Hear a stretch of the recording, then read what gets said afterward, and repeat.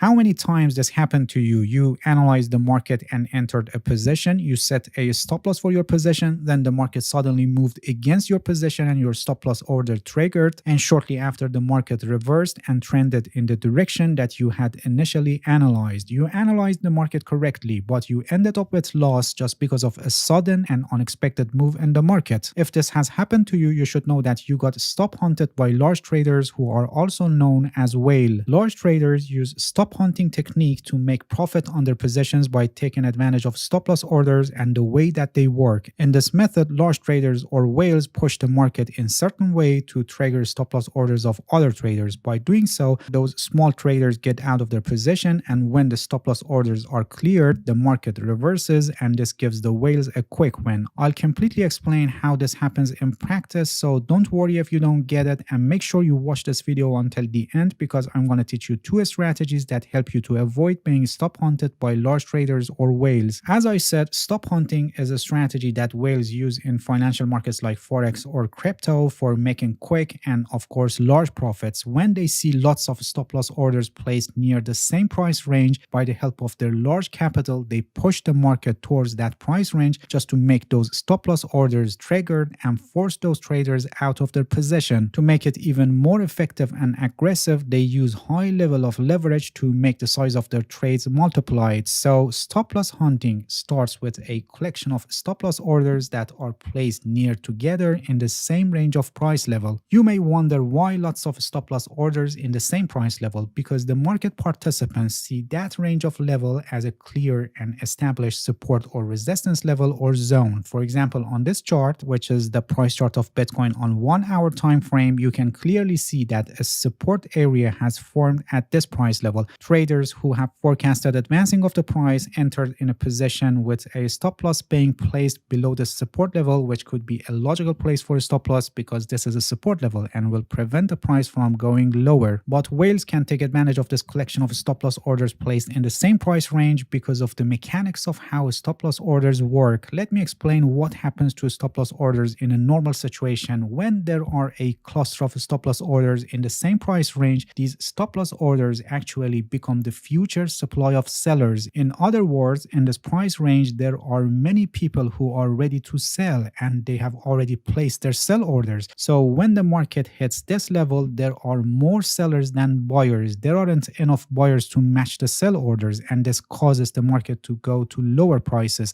And when all the stop loss orders are executed, the balance of the buyers and sellers will shift. In other words, the number of sellers will reduce and the number of buy orders will increase, and this creates advancing of the price. And now to this situation at stop hunting, large traders or whales enter in short position with very large size of trades to push the market towards the stop losses to force them out of the market, and then they close their short positions, which means that they need to buy back the asset. And this high buying pressure begins to fuel the strong advancing of the price and having the market in the expected direction that traders had originally anticipated. Now you may wonder, is there any way to avoid being stop hunted by whales? It's very difficult for small traders to successfully manage these kinds of stop hunting techniques that are executed by whales because everything is done very quickly and in a very volatile situation. But there are two strategies that can help you to avoid stop hunting to some degrees. Before we continue with the strategies, please give this video a like, and if you haven't subscribed to my channel, please subscribe and hit the bell so you get the notifications of my new videos. Alright, the first strategy is to find areas where stop losses are likely to be placed, which chart patterns or some indicators can help us on this. The goal is to find horizontal support or resistance levels that are more likely to be used by market participants for placing stop losses. These levels are typically the ones that are chosen for stop hunting. For example, on this chart, you can clearly see that we have an established support zone, which below this support zone is the most likely area for placing stop loss by market participants. And whales also know this pretty well, which makes this area of price range as a perfect place for stop hunting. For the anticipated advancing of the price, many traders entered a trade in this consolidation period,